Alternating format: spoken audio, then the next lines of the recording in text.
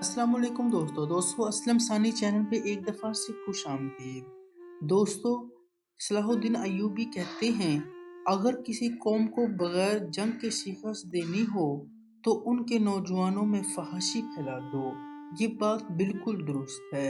उसके बाद सलाहुद्दीन की एक और अच्छी बात ये है, सलाहुद्दीन अय्यूबी रहमतुल्लाह अलैह की ज़्यादातर फ़ौज शेख अब्दुल कादिर जिलानी रहमतुल्लाह अलैह के मदरसे की तरबियत याफ्ता तलबा पर मुश्तमिल थी और बेहतरीन फ़ौज थी। सलाहुद्दीन अय्यूबी कहते हैं, हालत जंग में जब कोई अपनी फ़ौज और मुल्क के खिलाफ बोलता है तो वो गद्दार है और गद्दार को दुश्मन से पहले मार देना चाहिए। ये बिल्कुल दुरुस्त बात है। अगर कोई जंग के अंदर मुल्क हो और उसके खिलाफ कोई बोले मुल्क के अंदर रहता ही हुआ तो वो गद्दार है। जब तक माँ जाग नहीं जाती घर में अंधेरा रहता है।